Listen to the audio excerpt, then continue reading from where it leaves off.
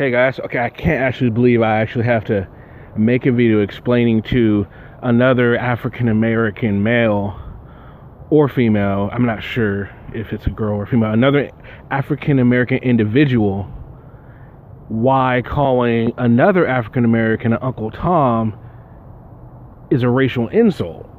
But here I am.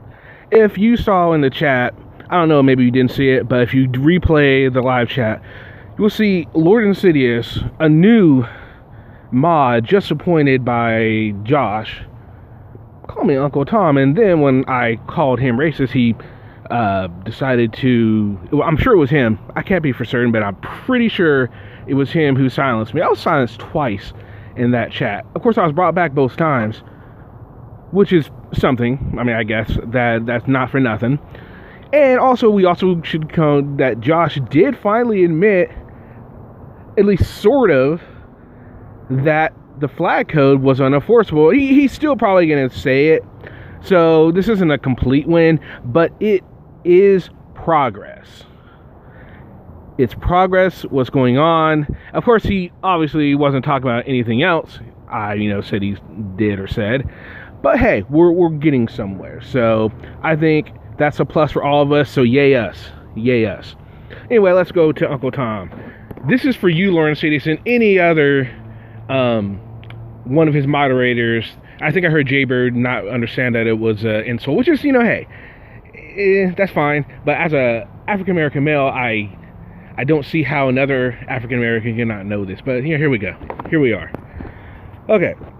So it says, today nobody wants to be called Uncle Tom. About 150 years ago, it was a compliment. In Harriet Beecher Stowe's abolitionist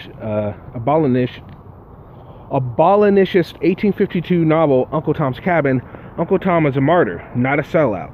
His devotion to his fellow slaves is so unshakable that he sacrifices a chance for freedom and ultimately his life to help them. How did a term of high praise become the ultimate black-on-black insult?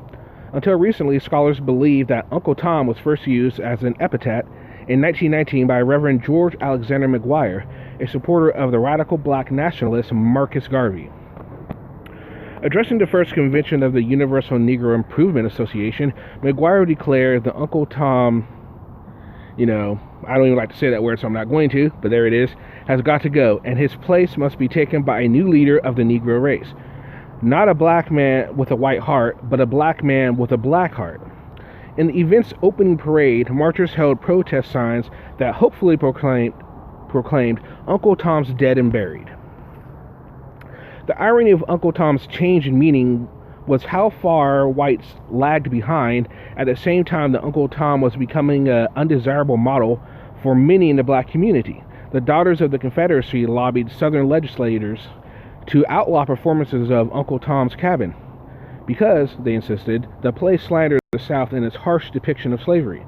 The truth about slavery remained a fraught political battleground in which the Uncle Tom that was too submissive for many blacks seemed, at the same time, deeply dangerous to Southern whites.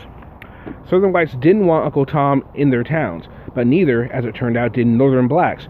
During the Great Migration, as Southern migrants began to come to the North in increasingly large numbers, sectional tensions erupted within the race. In 1910, when a black Georgia woman tried to put together a petition for segregated schools in Chicago, the Chicago Defender castigated her as another Southern white folks lover, who was bringing Southern customs where they weren't welcome. When we are in touch with Miss Johnson, we will show her the back door to Chicago and have her beat it back to her dear old Southern home, where all the Uncle Toms and Topsies should be.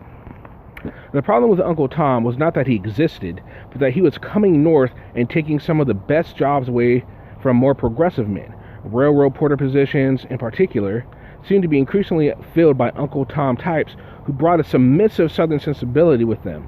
Too much South, concluded the Defender in 1911, adapting the language of white supremacists.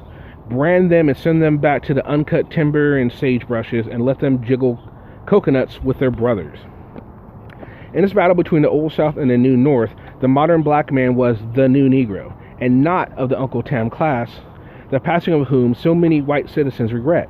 As Spanish War veteran R.P. Boots asserted in a 1915 letter to Secretary of War Lindley M. Garrison, Perhaps spurred by the death of the accommodationist leader Booker T. Washington in 1915, derogatory uses of Uncle Tom flourished in the subsequent years, especially in the pages of the Defender. Uncle Tom was part of an old radical program, one that had argued for abolition,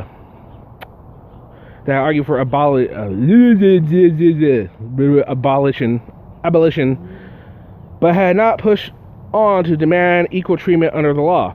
In 1916, the paper used the term to describe a Dallas educator who supported segregation. Like Uncle Tom of Cabin fame, this man is ready to submit to anything a white man tells him.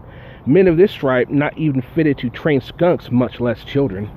Segregation, not slavery, was a new evil now that the slavery days had passed. The time was near. One anonymous letter to the Defender contended, when the black man must wipe off his humble, submissive Uncle Tom smile, then henceforth stand up and demand justice, the Uncle Tom of slavery past has been too subservient to whites, but the rising generation of new Negroes would more aggressively assert its rights.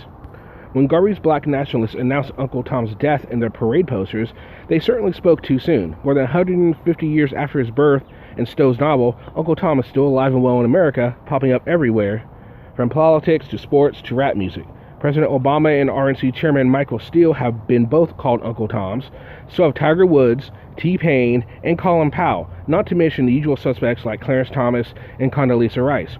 Ultimately, the Uncle Tom figure indicates an intense racial mistrust and a belief that the interests of blacks and of whites in America are deeply different. As long as racial inequalities in this country persist, Uncle Tom is likely to stick around for a long time.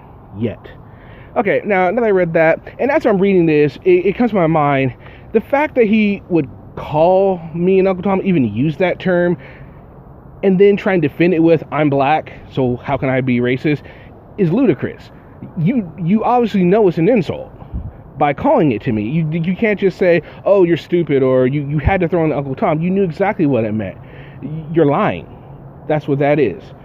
So, anyway, I just wanted to make this quick video to say, first, hey, we had a small victory, and also this is pretty much going out to all his mods. So if you can, please share this. Let's make sure these mods know this. They know that they have a racist in their midst. Just new, Lord Insidious is the name. Let's make sure we give him all the love and adulation he deserves after showing his ass here. Anyway, saw his live stream. Let me know what you guys thought of his live stream.